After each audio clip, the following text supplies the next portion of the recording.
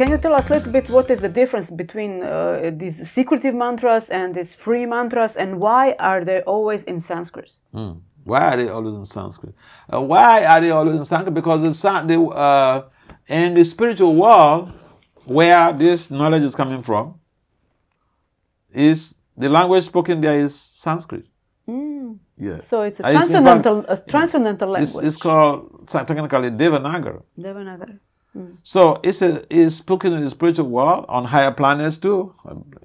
So this is why it's potent. The Sanskrit is very potent. Is that this is something that is coming down from the Parampara. It's emanating from the Supreme Abode, from the Supreme Lord Himself, who spoke to Lord Brahma, who is the second creator. And they converse. The conversation was in Sanskrit. In the spiritual world, the conversation is in Sanskrit. Here in the material world, we have so many languages, so many islands, so many countries, and all these things. So we have different languages. That's one of the characteristics of the material world. But in the spiritual world, the language is a common denominator. Sanskrit is a common denominator, that everybody speaks Sanskrit. And so it's so powerful because it's coming from the spiritual world. Yeah. And about the mantras, different types of mantras. Yeah, the different type of, that's an important point. The different type of mantras, yeah, sometimes, people pay a lot of money to get mantras from yogis. And the free ones, people don't seem to take cognizance of their potency. There are different mantras. There are the general mantras people can give freely. There are mantras that you have to be initiated into a system before you get it. For instance, if you have to chant the Brahma Gayatri mantra, you have to be initiated into the Brahman circle. So these the difference is that for instance, the Brahma Gayatri mantra helps you in chanting the Hare Krishna mantra better. It facilitates better concentrated on filtered chanting. Filtered chanting in the sense that, when we're doing the chanting, we have all these type of disturbances from the mind. The mind is being bombarded with different type of ideas and different noises. And so the Brahma Gayatri helps the chanter in mitigating all of these things and facilitates expedited process of attaining Krishna Prema by the chanting of the Hare Krishna mantra. But you have to be initiated in Brahma Gayatri. Yeah, you need to be a Brahmin. You need to be given the Brahmin Gayatri by a spiritual master who is in disciplic succession. Otherwise, you can also find it in the books, but if you just pick and start chanting, you don't get the effectiveness like when you receive it from a guru in the disciplic succession. But in contrast with Hare Krishna Maha Mantra, everybody can chant. Yeah, everybody can chant and even attain pure love for Krishna. Yeah. So yeah. You don't have to be initiated in Hare Krishna Maha Mantra to attain pure love of Krishna. No. That's interesting. In fact, sometimes people think that unless you're initiated, the argument to that is that the people in Vrindavan, they don't take initiation from anybody. Yeah. So they chant Radha's name all the time. Radhe, Radhe, Radhe, Radhe.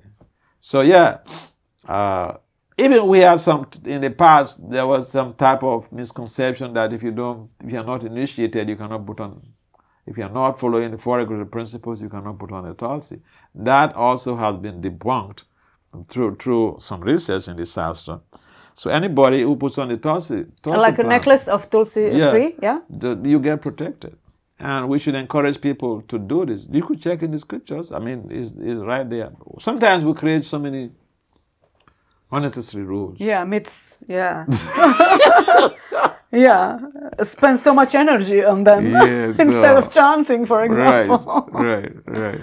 Yeah, that's really interesting. So but what do you say? What do you say about mantras? The mantras are essential because, you see, there are also all of these traditional mantras people chant, like incantations in some traditions. Mantras exist everywhere, not only in the Vedic system. Mantras exist everywhere.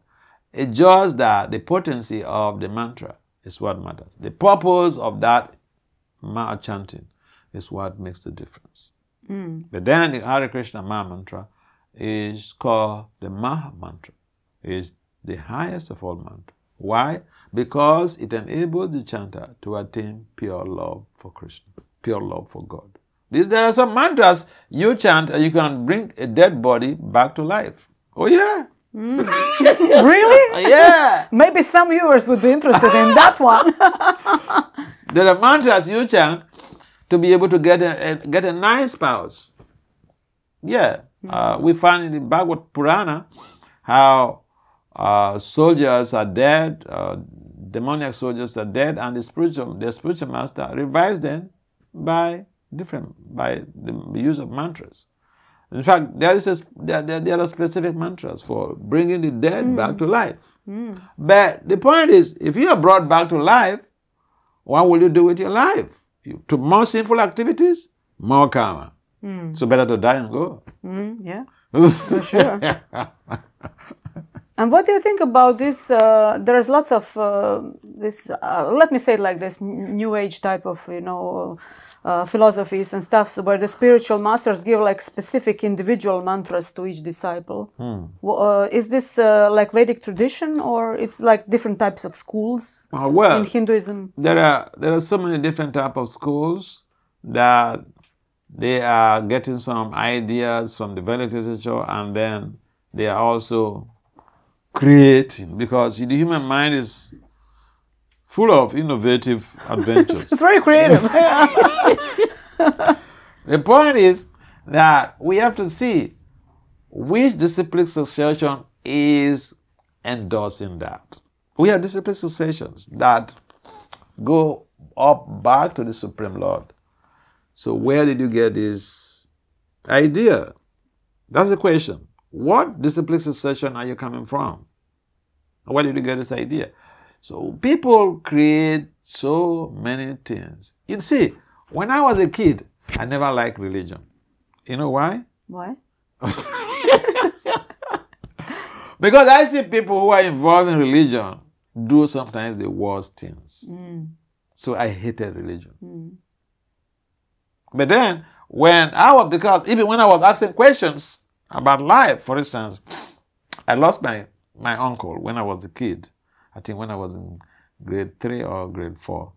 Then I kept asking people, so when someone dies, so I was coming to the home, into my father's home, and one of my aunts came to tell me, I was whistling. Then my aunt came to tell me, hey, stop. I said, why? He called my uncle's name. He said, he's gone. So I didn't understand what she meant. So I went straight to his room. And then when I went, people were surrounding his bed. People surrounded his bed, and he was lying, they lay him on the bed. So I said, you see he's gone. Look at him there. They said, oh, you're a small boy, you don't know what has taken place. So, but then I didn't understand, I was confused. As I was growing up, I was asking also about that. And I asked, when someone dies, where do they go?